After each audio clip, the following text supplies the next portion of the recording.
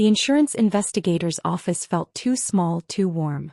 I shifted in my chair, careful not to disturb the thick bandages covering the left side of my face. Every movement pulled at tender skin. My sister Vanessa sat beside me, the perfect picture of distress in her tailored designer outfit. She dabbed delicately at flawless eyes with a monogrammed handkerchief. "It was horrible," she told Mr. Davidson, her voice trembling just enough. "I was helping Sophia style her hair for her interview. She jerked suddenly while I was using the curling iron. Such a terrible accident." I stared at the potted plant in the corner, counting its leaves the way my therapist had taught me. 1, 2, 3. Vanessa's voice faded into background noise as she repeated the same story she told the ER staff 3 days earlier. "Miss Evans," Mr. Davidson said gently, cutting through my counting. "Sophia, could you tell me what happened?" My fingers brushed the edge of the bandage. I remembered the searing pain, the sickening smell of burning flesh. The moment that came right after I told Vanessa I was interviewing for the museum curator position. The same position she wanted. "I moved suddenly," I said. The lie tasted familiar. It was my fault. Mr. Davidson's expression didn't change, but something shifted in his eyes. He opened a folder and spread several photographs across his desk. "These are from your previous insurance claims," he said quietly. "A chemical burn 2 years ago from spilled cleaning solution. A scalding tea accident last summer. And now this curling iron incident." Vanessa's hand closed around mine, squeezing too tightly. "A warning. Sophie's always been clumsy," she said with a laugh that sounded brittle. "It's kind of a family joke."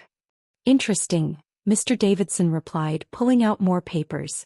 "Because I've been reviewing security footage from the museum where you both work.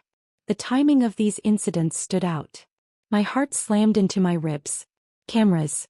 I had never thought about the cameras. "The chemical burn occurred the day after Sophia was promoted to senior conservator," he continued. "The tea incident followed her appointment to lead the Renaissance exhibition. And this injury came right after she applied for the curator position, a position you also applied for, Miss Evans." Vanessa's grip became painful. "Are you implying something?" she snapped. "The burn pattern on your sister's face is perfectly straight," Mr. Davidson replied calmly. "Consistent with deliberate application, not a sudden movement. The hospital photos are quite clear." Tears slipped from beneath my lashes. Years of covering for Vanessa. Of shrinking myself. Of believing that if I worked harder, achieved less, stayed smaller, she would finally see me as a sister instead of competition. "This is ridiculous," Vanessa said sharply, standing and yanking at my arm. "Come on, Sophia. We're leaving." "Please sit down, Miss Evans," Mr. Davidson said smoothly. "Hospital security cameras captured an interesting conversation between you and your sister before treatment. Would you like me to play it?" The color drained from Vanessa's face. I remembered her words in the ER parking lot. Remember what happened to Mom when she didn't stick to the story. Remember what Dad did. Family loyalty, Sophia. Always. But Mr. Davidson wasn't finished. "We've also received a call from your previous workplace," he said. "Regarding similar incidents involving another employee who resigned 3 years ago." Vanessa collapsed back into her chair. Her designer outfit suddenly looked like costume armor. Cracked and failing. "Sophia," Mr. Davidson said, turning to me, his voice gentler. "We have enough evidence to deny this insurance claim. More importantly, we have enough to involve law enforcement. How we proceed is your choice." For the first time in years, I really looked at my sister. Vanessa had always been the golden child. Beautiful, charming, protected by our parents' unconditional devotion. Every success I achieved threatened her place, and she made sure I paid for each one. "It was just discipline," Vanessa snapped suddenly, her mask shattering. "She needs to learn her place. In this family there's an order. I'm the eldest. I'm supposed to achieve things first. She keeps stepping out of line." Mr. Davidson pressed a button on his phone.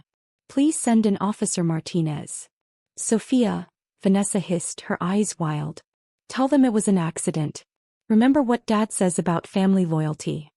As the officer entered the room, I touched my bandaged face and finally understood what loyalty should, and shouldn't, mean.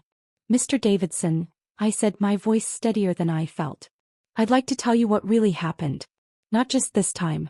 All the others too. As I spoke, Vanessa's carefully constructed world began to crumble. The truth burned through years of lies like acid, and for the first time I wasn't afraid of the scars it would leave. The next 48 hours were a hurricane. After my statement, the investigation widened quickly. Museum security footage revealed patterns that stunned even seasoned detectives.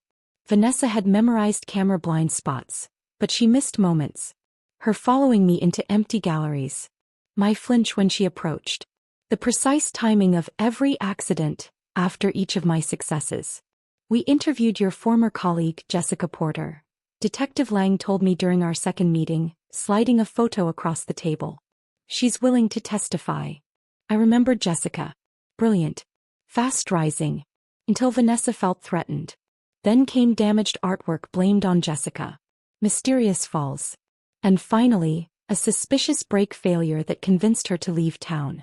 Your sister had a system, Detective Lang said. Each incident looked accidental, but the message was always clear. The chemical burn came from supplies in your conservation lab. The tea scalding happened right after you presented your exhibition plans in the break room. And finally, everything made sense. The police had searched Vanessa's apartment and found her journals. Years of entries. Not about regret or guilt but strategy. Detailed notes on how to make injuries look accidental, which security cameras to avoid, even how to manipulate our parents to maintain the family's code of silence. Speaking of our parents, their reaction was exactly as I expected. Mother called in a fury not about my injuries, but about the shame I was bringing to the family. How dare you betray your sister like this, she hissed through the phone. After everything we've done for you, everything you've done? I replied calmly, surprising even myself. You mean like the time Vanessa pushed me down the stairs and you told the doctor I was just clumsy? Or when she ruined my college art portfolio and you said it was a sign I should choose a more practical career? Father's approach was different. He came to my apartment with blank checks and promises to pay for reconstructive surgery if I would just be reasonable and drop the charges. Think about Vanessa's future, he pleaded. This will ruin her career, her reputation. She ruined those herself, I said, closing the door. The museum put us both on administrative leave, but the internal investigation revealed more than anyone expected. Other employees came forward with stories of intimidation and suspicious accidents. Vanessa's campaign of terror hadn't been limited to me and Jessica. Mr. Davidson, the insurance investigator who had first cracked the case, continued to support me. He connected me with victims' advocacy groups and recommended an excellent attorney when Vanessa's lawyer tried to pressure me into a settlement. Cases like this happen more often than you'd think, he told me over coffee. Family violence disguised as accidents, carefully staged for insurance claims. But your sister made one crucial mistake. What was that? I asked. She got too confident. The burn pattern on your face. Too perfect, too deliberate. She stopped trying to hide her intent. The preliminary hearing was scheduled for next month, but the evidence was already overwhelming. Vanessa's lawyer pushed for a plea deal, desperate to avoid a trial that would expose every calculated detail of her actions. A week later, I returned to my apartment to find a package. Inside, my old college sketchbook, the one that had mysteriously disappeared before my art school interview. A note from Jessica Porter read, "Your sister gave this to me to destroy. I couldn't. I've kept it safe, waiting for the right time. Maybe now you can finally pursue the dreams she tried to steal." I opened the sketchbook, trembling, and touched the old drawings. Dreams of becoming an art curator, of blending conservation with creation. Dreams Vanessa had systematically crushed while steering me toward safer roles that wouldn't compete with her ambitions. That evening I sat at my desk and began to draw again. Bandages still on my face but my hands steady. The museum's board reached out, offering me the curator position once the legal proceedings were complete. They wanted to make things right. As I sketched, I thought about scars, not just the physical ones Vanessa left, but the deeper marks of years of subtle, calculated abuse. Both would heal, leaving reminders not of pain but of survival. My phone buzzed. Detective Lang's message. Second victim from her previous workplace just came forward. Your testimony broke the dam. I looked at my reflection in the window, seeing past the bandages to the strength beneath. Vanessa had tried to break me piece by piece, accident by accident. Instead, she had created evidence of her own undoing. one scar at a time. 1 year later, I stood in the museum's main gallery, supervising the installation of our new exhibition, Restoration, the Art of Healing. My face had healed, leaving a faint scar tracing my jawline like a signature. I had chosen not to have reconstructive surgery. Some marks deserve to tell their story. Vanessa had taken a plea deal, 5 years in prison followed by probation and mandatory psychiatric treatment. Investigations revealed victims spanning her life, dating back to college. The pattern was always the same. Anyone who threatened her position became a target. Her real tragedy, Detective Lang said during a visit, is that she was talented enough to succeed on her own. All that energy spent hurting others could have built something remarkable. Mr. Davidson's message came next. We're implementing new screening protocols for suspicious accident patterns. Your case made the difference. I walked through the gallery one last time before the exhibition opened, stopping at each piece. Near the exit, I placed my first completed artwork since college. A broken mirror being rebuilt, each sharp edge transformed into beauty. The title card read, "Some scars tell stories of survival." Outside, the evening air was cool on my face. I touched my scar, no longer hiding it behind makeup or hair. It had become part of my story. A reminder that the worst accidents aren't always accidents, and that the strongest family isn't always the one you're born into. My new family, Jessica, Mr. Davidson, Detective Lang, and countless others who helped expose the truth, had shown me that loyalty doesn't require silence and love never leaves scars. As I drove past our old family home, I didn't turn down that street. My path now led forward, marked by choice and truth.